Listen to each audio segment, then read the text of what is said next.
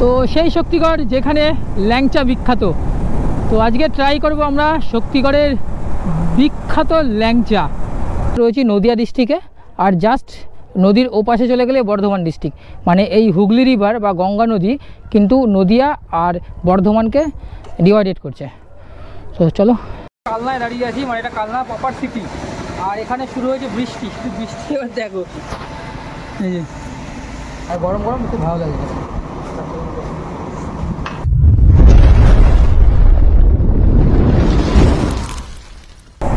Good noon everyone, good noon from NH34 Krishnanagar. So আজকে Sunday, আর Sunday মানেই একটা ছোটোখাটো রাইডের প্ল্যান থাকে, আর তার মধ্যেই আজকে রথযাত্রা। তো অনেক দিন পর, বেশ কয়েকদিন পর আবার বেরিয়ে পড়েছি সানডেতে একটা ছোট্ট রাইড করতে। সো টাইটেল থাম্বনেল দেখে তোমরা অলরেডি বুঝে গেছো আমরা কোথায় যাচ্ছি। তো আমরা যাচ্ছি শক্তিগড়। তো সেই শক্তিগড় যেখানে ল্যাংচা বিখ্যাত। তো আজকে ট্রাই করব আমরা শক্তিগড়ের বিখ্যাত ল্যাংচা। সো আস্তে আস্তে যাই, তোমাদের সাথে শেয়ার করব কোথা দিয়ে আমরা যাচ্ছি না যাচ্ছি সব কিছুই শেয়ার করব। তো ততক্ষণে জাস্ট একটু আগাতে থাকি। এখন সময় হয়ে গেছে 1:15 মতো। আমরা 1টা নাগাদ বেরিয়েছিলাম বাড়ি থেকে, আর বাড়ি থেকে আমরা রাইড করে ফেলেছি 11 কিলোমিটার। সো আজকে আমাদের ডেস্টিনেশন শক্তিগড়ের ল্যাংচা মহল। So let's go.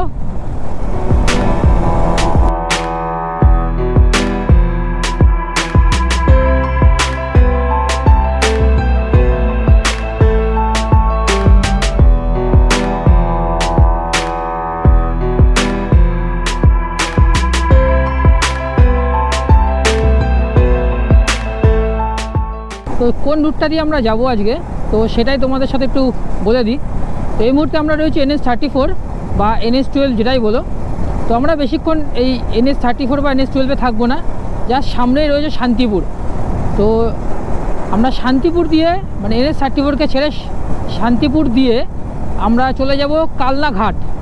So Kalna ঘাটে থেকে আমরা হুগলি রিভার বা গঙ্গা নদী যেটা, সেটাকে ক্রস করে আমরা বইচি কালনা বা মেমারি রুটটা নেব। মেমারি হয়ে আমরা সোজা চলে যাব একদম জিটি রোডে গিয়ে মিশবো। তো জিটি রোড থেকে জাস্ট কিছুটা আগিয়ে গেলেই আমরা পেয়ে যাব শক্তিগড়। আর যেহেতু আমরা কালনা দিয়ে যাচ্ছি, তার জন্য একটু কালনায় যে ভবা পাগলার মন্দির রয়েছে, তো সেখানে আমরা একবার ভিজিট করব। তো অ্যাকচুয়ালি ভবা পাগলার মন্দিরে ভিজিট করার আমার অনেক দিনের ইচ্ছা, অনেকবারই ভেবেছি যাবো তো কখনোই সেটা পসিবল হয়নি যাওয়া। তো আজকেই যদিও বা এখান দিয়ে যাবো, তাই ভাবছি ওখানে একবার ভিজিট করে যাব। তো এখন আমরা NH34-কে ছেড়ে জাস্ট বাঁদিকে এন্ট্রি করব, বা NH34 বা NH12, আর সোজা চলে গেল শান্তিপুরকে বাইপাস করা, সোজা চলে গেল, আর আমরা শান্তিপুর দিকে যাচ্ছি। হ্যাঁ, মানে গোবিন্দপুর দিয়ে শান্তিপুর এন্ট্রি করব।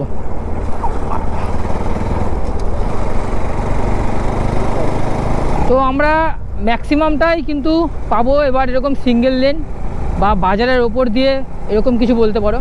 কারণ এখান থেকে কালনা বা কালনা থেকে যতক্ষণ না জিটি রোড পাচ্ছি, এরকম সিঙ্গেল লেনটি কিন্তু পাবো। আর সিঙ্গেল লেন যদিও পাবো, কিন্তু তার সাথে আছে সিনিক বিউটিতে ভরা। সো ও ভাই, এটা হচ্ছে গোবিন্দপুর কালীবাড়ি, আর এখানে হচ্ছে বিয়ে। ভাবছি খাওয়া দাওয়াটা করেই যাবো নাকি। বন্ধ মন্দির। চলো, এখানে গোবিন্দ কালীবাড়িতে প্রণাম করে নিলাম, যদিও এখন মন্দির খোলা নেই, আর এটা বিয়ে না, এটা অন্নপ্রাশন। তো যাই হোক, চলো আমরা বেরিয়ে গেলাম। আর এই জায়গাটা হেভি রিক্সি, এই ক্রসে খুব রিক্সি। যদি একটুখানি বৃষ্টি হয়, তো এখন ভালো করে দিয়েছে, আগে আরও খারাপ ছিল। সো এই মুহূর্তে আমরা পৌঁছে গেছি শান্তিপুরের মতিগঞ্জের মোড়, আর বাদিক দিয়ে চলে যাবে কলকাতার দিকে, মানে NH34 বা NH12 ধরে। আর আমরা ডান দিকে যাচ্ছি কালনা বা কালনা ঘাট। অ্যাকচুয়ালি কালনা ঘাট যাচ্ছি, তারপরে ফেরি পার হয়ে আমরা ওই পাশে যাব কালনায়, মানে শান্তিপুর ঘাট। সরি, এটা শান্তিপুর ঘাট, তাই তো? এটা কালনা ঘাট, ওকে। ও সো পৌঁছে গেছি আমরা কালনা ঘাট। আর এই ভেসেলে করেই আমরা পার হব ওই পাশে। অ্যাকচুয়ালি আমরা এখন রয়েছি এদিকটা হচ্ছে দাঁড়াবো, হ্যাঁ হ্যাঁ। সো আমরা এই মুহূর্তে রয়েছি নদিয়া ডিস্ট্রিক্টে, আর জাস্ট নদীর ওপাশে চলে গেলে বর্ধমান ডিস্ট্রিক্ট। মানে এই হুগলি রিভার বা গঙ্গা নদী কিন্তু নদিয়া আর বর্ধমানকে ডিভাইডেড করছে।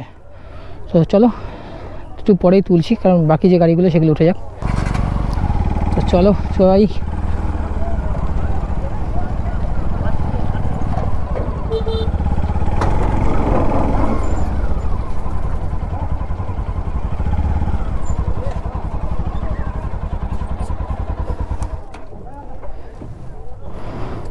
তো এখন বাজে 2:15, জাস্ট আমরা কালনা ফেরিঘাটে এসে দাঁড়িয়েছি।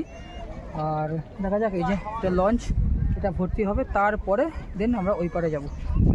চলো আমরা এখন ভর্তি হোক, তখন ওয়েট করি।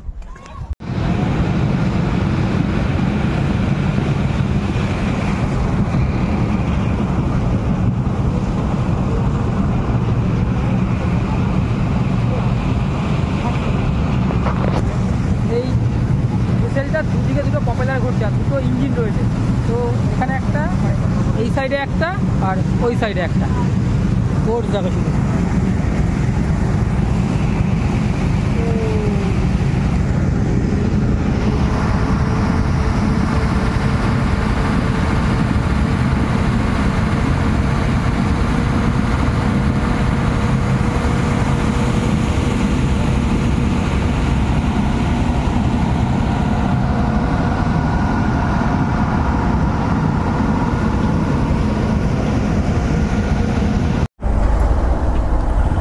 তো চলো আমরা নদিয়া থেকে চলে আসলাম বর্ধমানে। ওই ওই এই লেগে গেল নিচে, না ঠিক আছে। তো এবার আমরা যাব ভবা পাগলার মন্দিরে। তো সেখানে একটু ভিজিট করে, ওখানে একটুখানি ভবা পাগলার সমাধি দেখে প্রণাম করে দেন তারপর আমরা বেরোবো। তো আমরা এই মধ্যে চলে এসেছি ভবানী মন্দির, মানে ভবা পাগলার আশ্রম বলে তো, আশ্রমে। তো এটা হচ্ছে তার গেট, আর উপরে রয়েছে ভবা পাগলার মূর্তি। তো ঢুকে পড়লাম। তো আমরা এই মুহূর্তে রয়েছি কালনায় ভবা পাগলার মন্দির বা সমাধিস্থল বলতে পারো। তো এইটা হচ্ছে ভবা পাগলা এবং পাগলি মার সমাধি।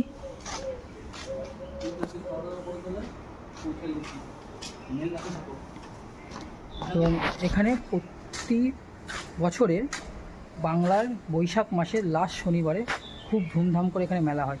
তো এখন যদিও বা ফাঁকা, তো টু ভাই শেষ শনিবার মানে মায়ের পুজো হয়।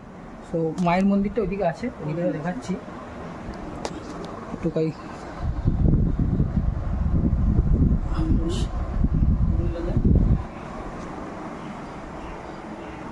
মহাকাল, তাই তো? আর ঠিক এইখানটায় রয়েছে পাগলি মায়ের সমাধি।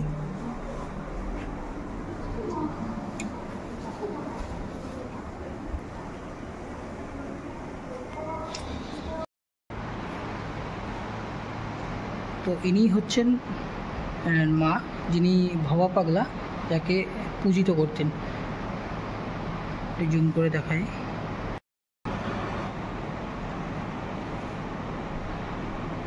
ভবার ভবানী। আর এই যে এইগুলো ওপরে যে ছবি আঁকাগুলো রয়েছে, এইগুলো ভবা পাগলার নিজের হাতে আঁকা। এই যে এখানে এই যে এটা সূচ এবং সুতো দিয়ে এই ছবিটা আঁকা।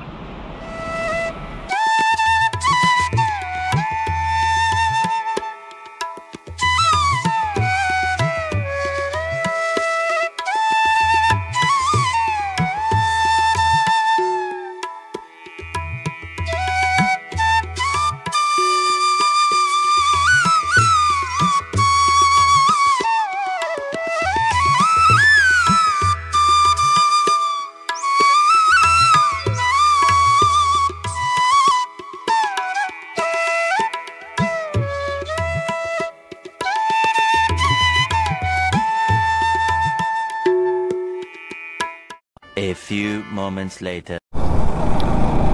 তো সময় হয়ে গেছে 3:25, আমরা বেরিয়ে পড়েছি ভোয়া পাগলার আশ্রম থেকে। তো অনেক দিনের ইচ্ছা ছিল যে ভোয়া পাগলার আশ্রমে আসা, মা ভবানীরকে দেখা বা আশ্রমে ঘোরা। তো সেটা বহুত দিন পর শখ পূরণ হয়েছে। তো সেকেন্ড আর একটা ইচ্ছা পূরণ করতে যাচ্ছি, শক্তিগড়ের ল্যাংচা ট্রাই করতে। তো আমরা এখানে দুপুরবেলায় এখান থেকে আমাদের প্রসাদ দিয়েছিলেন, তো সেই প্রসাদ আমরা খাওয়া দাওয়া করলাম, করে দেন বেরোলাম।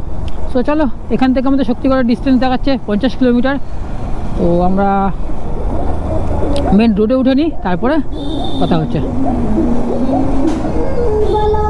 আর কপাল কেমন খারাপ দেখো, জাস্ট আমরা কালনায় দাঁড়িয়ে আছি, মানে এটা কালনা প্রপার সিটি, আর এখানে শুরু হয়েছে বৃষ্টি। শুধু বৃষ্টি এবার দেখো, এই যে জাস্ট এখন রেনকোট পরার তৈরি হচ্ছে। টুকা এদিকে রেনকোট বের করে ফেলেছে, আমিও রেনকোট পরে দেন তারপরে যাবো, না কখন এই বৃষ্টি থামবে কোনো তার ভরসা নেই। তো চলো, আর জানি না গোপ্রো বাইরে রাখতে পারবো কিনা, কারণ যথেষ্ট বৃষ্টি হচ্ছে, ওটাকেই প্লাস্টিক মুড়ে রাখতে হবে। তো দেখা যাচ্ছে কী হচ্ছে, হয়তো এখানে বৃষ্টি হতে পারে, অন্যদিকে নাও হতে পারে, কারণ যখন আমরা ভোয়া পাগলার আশ্রম থেকে বেরোলাম তখন কিন্তু এক ফোঁটা বৃষ্টি ছিল না, এখানে এসে মানে বৃষ্টিটা মেন বৃষ্টি হচ্ছে। তো দেখা যাক আগে কী হয়। তো সময় হয়ে গেছে 4:16, জাস্ট আমরা কালনা থেকে কভার করেছি মাত্র 15 কিলোমিটার রাস্তা, কারণ কালনায় হয়েছিল মুষলধারা বৃষ্টি। এই বৃষ্টিতে আমরা দাঁড়িয়েছিলাম, তো দেখলাম দাঁড়িয়ে লাভ নেই, কাছে রেনকোট আছে, রেনকোট পরে যেই কিছুটা এগিয়ে এসেছি ব্যাস বৃষ্টি গেছে কমে। বাট এদিকেও বৃষ্টি হয়েছে, কিন্তু অনেক আগে হয়ে গেছে। সো আমরা এখন রাইড করছি কালনা বইচি রোডে, আর এখান থেকে শক্তিগড়ের যে ডিস্টেন্স দেখাচ্ছে 34 কিলোমিটার, আর আমাদের সময় লাগবে 48 মিনিট। তো চলো, তো এতক্ষণ গোপ্রোটা খুলে রেখেছিলাম কারণ বৃষ্টি হচ্ছিল, আর অল্প অল্প ঝিরিঝিরি করে বৃষ্টি পড়ছিল সেই কারণে। আর এদিকে মানে ওয়েদারটা একদমই ক্লিয়ার হয়ে গেছে, তো আবার মোটো ব্লগিং শুরু হয়ে গেছে। তো পেছনে এত ভালো ভালো ভিউ ছিল, কিন্তু ক্যামেরা ছিল ব্যাগের মধ্যে, ওর জন্য কিচ্ছু ক্যাপচার করা হয়নি। তো সামনেও আছে যদিও বা, তো সেগুলো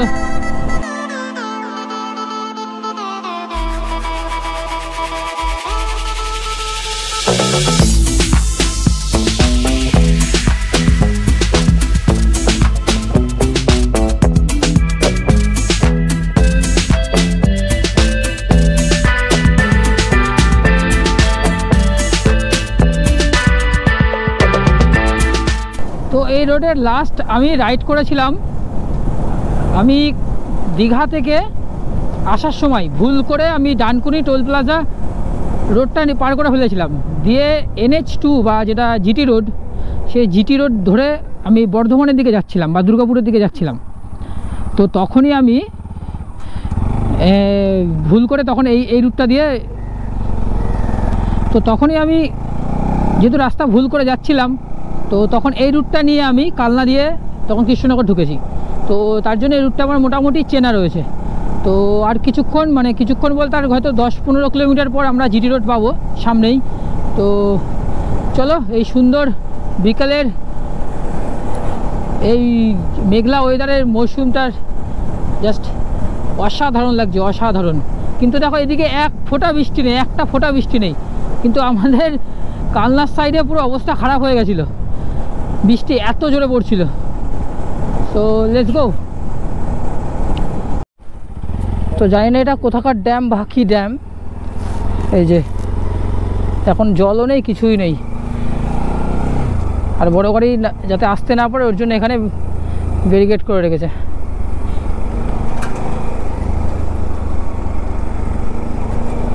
আর এখান থেকেই মনে হয় মেমারি যাওয়ার বাসগুলো যায়।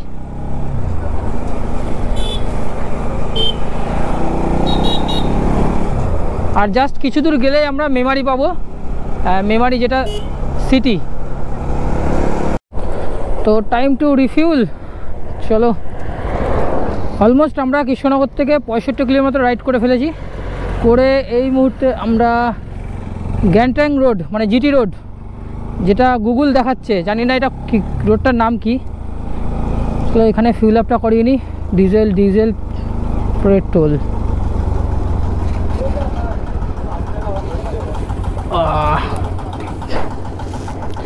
এক মাস পর তেল ভরাবো।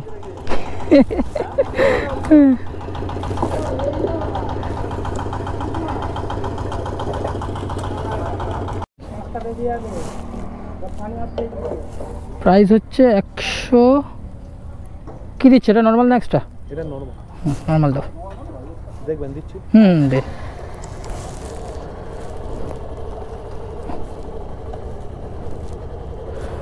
লাস্ট তেল ভরেছিলাম মানে 1 মাস আগে, বলছি লাস্ট তেল ভরেছি 1 মাস আগে।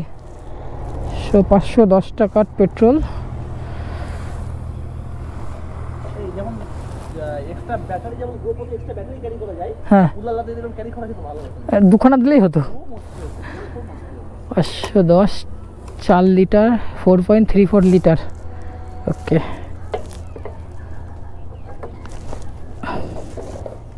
এখান থেকে দেখাচ্ছে পানাগড় 83 কিলোমিটার, বর্ধমান 34 আর দুর্গাপুর 102 কিলোমিটার। সো সময় হয়ে গেছে এখন 4:40। আর এখান থেকে শক্তিগড়ের ডিস্টেন্স দেখাচ্ছে গুগলে 22 কিলোমিটার। আমরা জাস্ট পেছনেই একটা পেট্রোল পাম্পে দাঁড়ালাম, দাঁড়িয়ে এখান থেকে রিফিল করালাম। ভাই 105 টাকা লিটার তেল। আমি লাস্ট পেট্রোল ভরিয়েছি প্রায় 1-1.5 মাস আগে। তো যদিও বা রিসেন্ট 1 টাকা বেড়েছে পেট্রোল ডিজেলে, তো তাও মনে হলো এখানে একটু বেশি, কারণ 103 টাকা ছিল, 1 টাকা বেড়েছে, মানে 104 টাকা সামথিং কিছু হবে, 105 সামথিং এখানে। তো ওখান থেকে রেনকোট খুলে নিলাম, কারণ এদিকে তো এক ফোঁটাও বৃষ্টি হয়নি, বৃষ্টির একটু অংশ পর্যন্ত নেই, আর যথেষ্ট গরম লাগছিল। যেহেতু রাইডিং জ্যাকেট, তার উপরে রেনকোট, মানে ভেতরে পুরো ঘেমে গেছে, ঘেমে জামা প্যান্ট পুরো ভিজে গেছে। সো এই চলো তাহলে আর কি, এরকম একটা অনেকক্ষণ পর NH34-এর পর আমরা এরকম একটা সুন্দর একটা রোড পেয়েছি, যেখানে মোটামুটি বাইক ক্রুজ করা যাচ্ছে। তাহলে এতক্ষণ আমরা চালিয়ে এসলাম ওই সিঙ্গেল রুটেই বা ছোট রুটেই বলতে পারো। আর সামনেই আমাদের মেমারি পড়ছে। সো আই লাভ মেমারি, এটা দেখে বুঝতেই পারছো যে আমরা এই মুহূর্তে মেমারি পৌঁছে গেছি। আর এটা হচ্ছে মেমারির মোড়।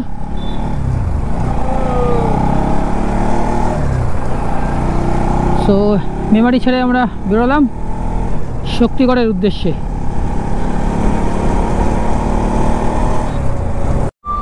গেট পড়বে, গেট পড়বে, এটা মেন লাইন। যাচ্ছি যাচ্ছি, ওই বড় গাড়ি আসছে।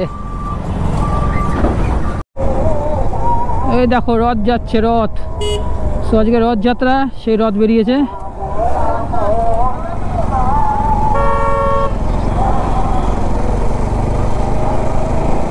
কলকাতা 87 কিলোমিটার, বর্ধমান 23 আর বেনারস 600। ওহো, ফার্স্ট টাইম বেনারসের বোর্ড দেখলাম 600 কিলোমিটার। ঠেকিয়ে দেবো, কালকে সকালে ঠেকিয়ে দেবো বেনারস। ও ফাইনালি আমরা এন্ট্রি করতে চলেছি NH2, যেটা আগেকার নাম, মানে আগেকার যে নাম ছিল NH19, সেটা এখন বর্তমান নাম NH2। তো NH2-তে আমরা এবার এন্ট্রি করতে চলেছি। তো এই বোর্ডটা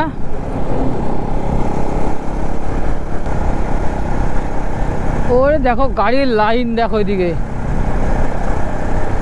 জাস্ট এই নিচ দিয়ে আছে NH2, আমরা ওপর দিয়ে গিয়ে জাস্ট এইভাবে কানেক্ট করব।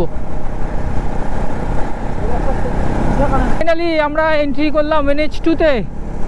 ও আর জাস্ট এখানে আসার পরেই মনটা ভালো হয়ে গেল, কারণ ক্রুজ করতে পারবো। ওহো, আরে ওয়েদার কিন্তু এখনও মেঘলা, যখন তখন বৃষ্টি হতে পারে। তো চলো একটু এই ওয়েদারের, NH2-এর আর এত সুন্দর ভিউয়ের একটুখানি আনন্দ নেওয়া যাক। আর এখান থেকে শক্তিগড় 5 কিলোমিটার, আর শক্তিগড় কিন্তু আমাদের রাস্তার পাশেই পড়বে। তো চলো একটু এনজয় করো এই ভিউয়ের।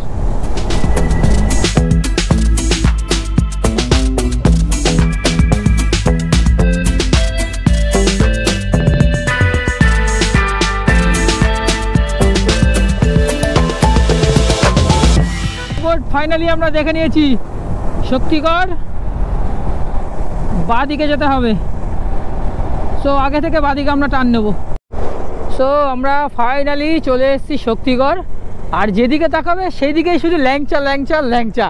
এই ল্যাংচা মহল, ল্যাংচা কোঠে, ল্যাংচা কুঠি, হ্যাঁ মানে চারিদিকে ল্যাংচা, আদি ল্যাংচা ভবন, মানে যেদিকে তাকাবে সেদিকেই ল্যাংচা গড়াগড়ি খাচ্ছে। তো এই যে এইখানেও কিছু দোকান রয়েছে, ল্যাংচা সাগর, ল্যাংচা বাজার, আদি ল্যাংচা প্যালেস, এদিকে আবার আছে আদি ল্যাংচা ভুবন, আদি ল্যাংচা ভবন, আদি ল্যাংচা ধাম, ল্যাংচা নগর। ভাই আমাদের ল্যাংচা মহল কই? ল্যাংচা নগর। আচ্ছা এদিকে আছে, ওরে বাবা ল্যাংচা ঘর, মানে ল্যাংচাই ল্যাংচা। শীতল ল্যাংচা হাব, ল্যাংচা নিকেতন, আদি সুইস, আদি দত্ত সুইস। ওই ল্যাংচা দেখেই তো পেট ভরে গিয়েছে, খাবো কি? ল্যাংচা নিলয়। তো আমরা যাব ল্যাংচা মহলে, আদি ল্যাংচা নিলয়। চলো আর একটু ঘুরে আসি সামনে থেকে, দেখে নি। আদি কৌশিক ঘোষের বিখ্যাত ল্যাংচা। কার ল্যাংচা বিখ্যাত কি করে বুঝবো? এখানে আবার ল্যাংচা মহল, মা ভাগ্নে ল্যাংচা, শক্তিগড়ের বিখ্যাত ল্যাংচা।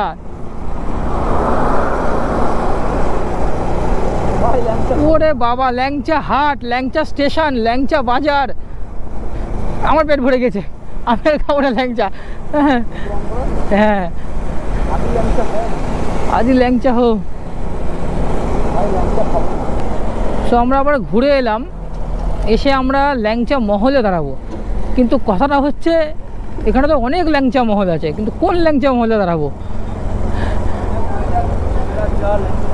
একদম কাকা, ঠিক আছে, ওকে। কি করবো? হ্যাঁ হ্যাঁ হ্যাঁ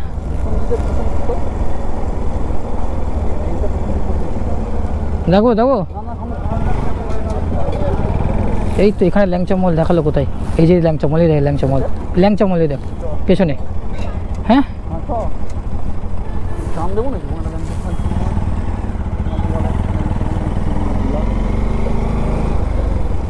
সো দেখা যাক, এই ল্যাংচা মহলে এসে দাঁড়ালাম, এখান থেকে ট্রাই করা যাক। সো আমরা চলে এসেছি ল্যাংচা মহলে, আর এখানে যেদিকে তাকাবে সব জায়গায় শুধু ল্যাংচা আর ল্যাংচা। তো চলো ট্রাই করি ভেতরে গিয়ে ল্যাংচা কেমন টেস্ট। সবাই তো বলে খুব বিখ্যাত, খুব খেতে ভালো, সুপ্রসিদ্ধ। তো আজকেই তার প্রমাণ পাওয়া যাবে। তো লেটস গো। তো এই হচ্ছে ল্যাংচা মহল, আর এইটা হচ্ছে এখানে লেখা আছে দেখলাম বিশ্ব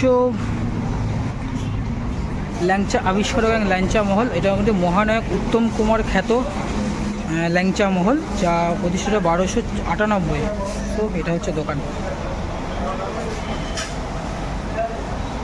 বেশ কয়েক জায়গায় কিন্তু উত্তম কুমারের ছবি দেওয়া আছে, আর এখানে লেখাও আছে মহানায়ক উত্তম কুমার খ্যাত। 20 টাকা সাইজটা তোলো দেখি, তোলো কীরকম সাইজ? 20 টাকা এটা সাইজ তোলো। ঠিক আছে, দুটো একটা একটা করে 2 জায়গায় দাও, একটা একটা করে 2 জায়গায় দাও, খাই। ঠিক আছে। তো এটা 20 টাকা, এটা 15, 10, 6।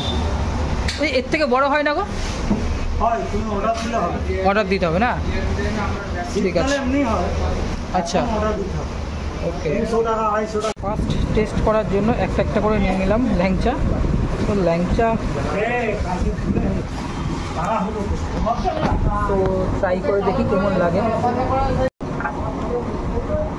খাওয়া দাম ট্রাই করি, ট্রাই করি কেন?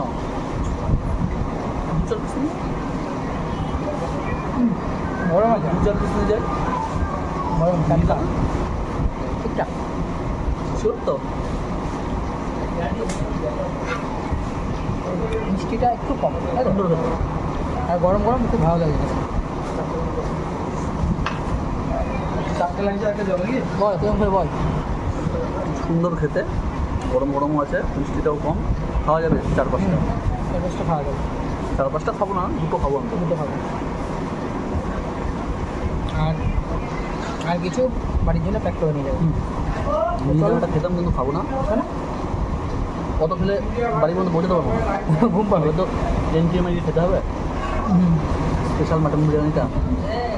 আজকে সারাদিন খাওয়া দাওয়ার উপরেই থাকবো। আমার আর পেটে মনে জায়গা হবে না। না বসে থাকবি। খাই, খাওয়া দাওয়া করে ফিডব্যাক দিই। এটা হচ্ছে মিহিদানা আর এটা সীতাভোগ। আর এখানে সরপুরিয়া রসে চোবানো, সরভাজা রসে চোবানো, যেটা আমাদের ওখানে নর্মালি হয়, ড্রাই হয়। তো আমরা প্যাক করছি বাড়ি নিয়ে যাওয়ার জন্য। আর দুটো করে খেলাম ল্যাংচা, মানে প্যাক করছি। শক্তিগড় এসেছিলাম স্পেশালি ল্যাংচা ট্রাই করতে। ল্যাংচা মহল থেকে ল্যাংচা ট্রাই করে আমরা আবার কৃষ্ণনগর উদ্দেশ্যে রওনা হলাম। তো এই ভিডিওটা আমরা এখানেই শেষ করছি। আগামী পর্বে তোমাদের সাথে শেয়ার করব কৃষ্ণনগর যাওয়ার কিছু স্পেশাল মুহূর্ত। তো চলো, ততক্ষণে সবাই ভালো থেকো। বন্দে মাতরম, জয় হিন্দ অ্যান্ড বাই বাই।